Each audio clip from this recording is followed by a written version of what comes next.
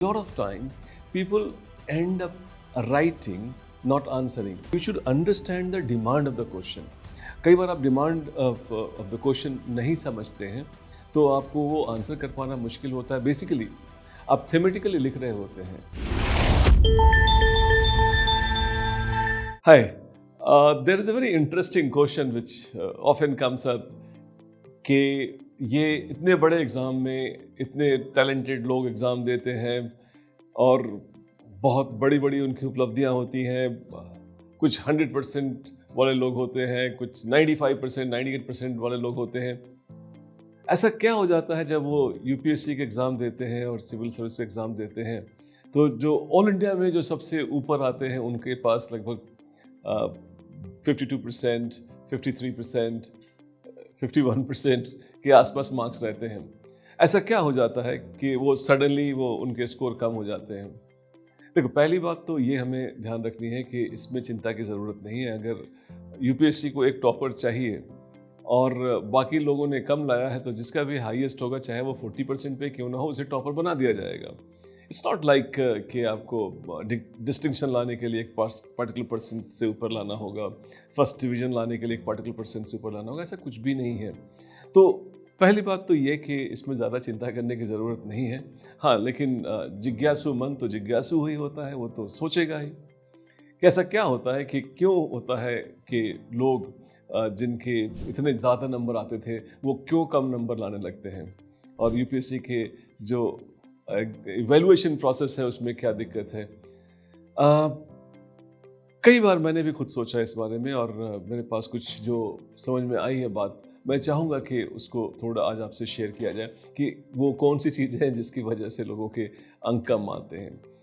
एक तो रीज़न जो समझ में आती है कि जब आपके ऑप्शनल्स होते हैं और जीएस होते हैं, एसए होता है, ये सब इतने डाइवर्स हो जाते हैं, बहुत वास्ट हो जाता है कि आपको उन पर मास्टरी करना बहुत मुश्किल होगा. आप कंपेयर करो ना अपने ग्रेजुएशन के किसी ईयर से. एक ईयर का आपके पास फुल टाइम होता है और एक छोटा सा क्यूट सा सिलेबस होता है, और यहाँ पर यूपीएससी एक अथाह सागर की तरह सिलेबस होता है. हाँ, यहाँ भी छोटा सा होता है, लेकिन वो छोटा सिर्फ कहने के लिए होता है. अगर आप पीटी का सिलेबस देखें तो सिलेबस मेरे ख्याल में दुनिया के सभी एग्ज़ाम्स में सबसे छोटा सिलेबस यही होगा. लेकिन सिलेबस का वर्ड से मतलब नहीं है मेरा, उसके डाइवर्सिटी एंड स्कोप से मतलब है. उसकी गुणवाचकता, उसकी वस्तुवाचकता अनंत के निकट होती है. तो वैसी दशा में जब इतने वास्ट होंगे आपके कोर्स, इतना डाइवर्स होगा आपका कोर्स, तो डेफिनेटली जाहिर सी बात है कि उस पर मास्टरी करना मुश्किल होगा, और मास्टरी करना मुश्किल होगी तो जाहिर सी बात है कि नंबर भी कम आएंगे. तो that is one reason what I basically find there is a problem.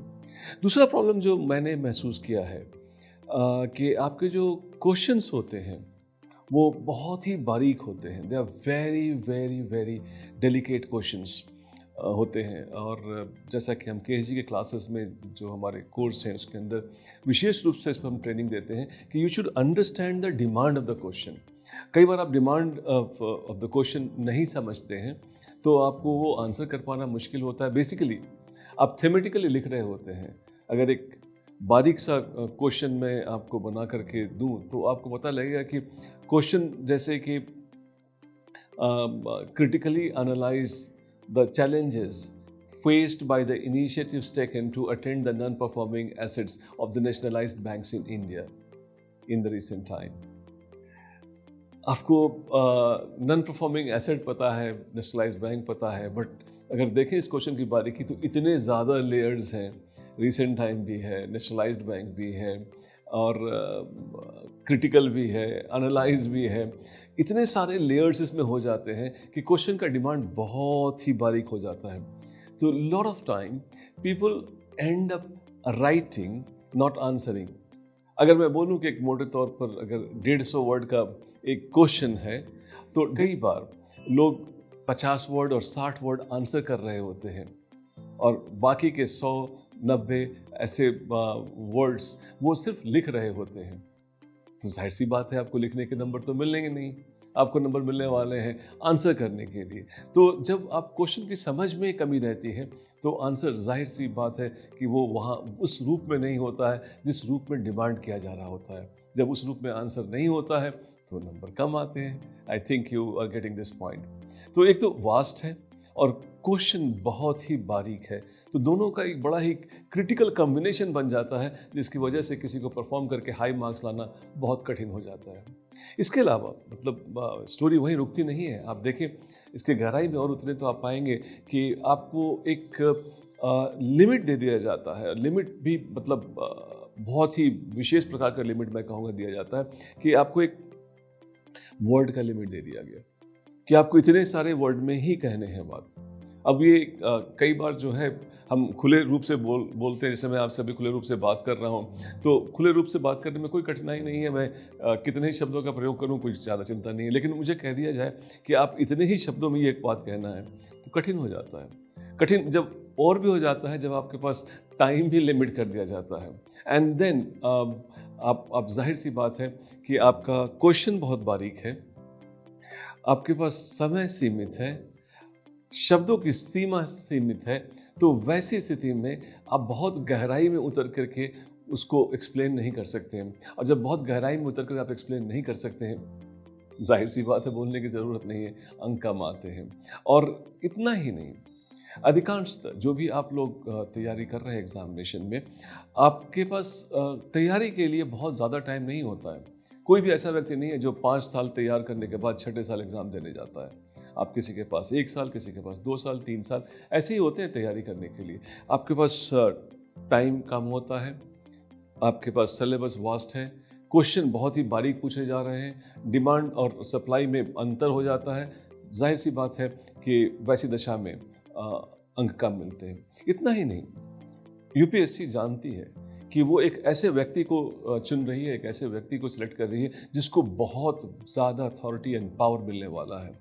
तो वो व्यक्ति अच्छा होना चाहिए, अच्छा ही नहीं बहुत अच्छा होना चाहिए। तो कुछ इवैल्यूएशन के स्तर पर भी हम देखें तो वहाँ पर भी बहुत ही स्ट्रिक्ट इवैल्यूएशन किया जाता है। एंड जब वो स्ट्रिक्ट इवैल्यूएशन होगा तो जाहिर सी बात है नंबर भी कम आते हैं। And that is also a factor which contributes कि वो चूँकि बहुत ही बारीकी से आपको देख रहे होते हैं, आपकी छोटी सी छोटी गलती को भी नोट कर रहे होते हैं, आपकी एक भी मिस्टेक को इग्नोर नहीं किया जाता है, क्योंकि आपको एक ऐसे व्यक्ति के रूप में देखा जा रहा है कि जिसके पास मिस्टेक करने के स्कोप बहुत कम होते हैं।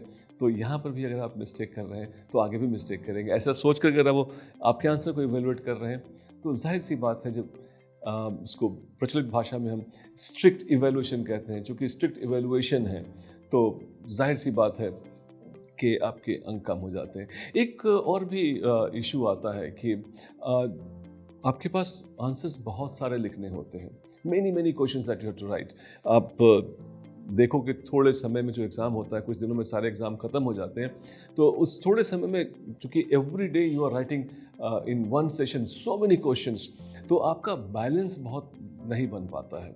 कुछ क्वेश्चंस बहुत अच्छे हो सकते हैं लेकिन बहुत सारे क्वेश्चन बहुत औसत हो जाते हैं। तो जो इम्बैलेंस हो जाता है ये भी एक फ़र्क डाल सकता है कि आपका जो स्कोर है एक्सट्रीम हाई जाने की बजाय औसत पे आ जाता है। तो that could also be I think a factor which contributes, जिसकी वजह से आपके अंक इसमें कम हो जाते हैं।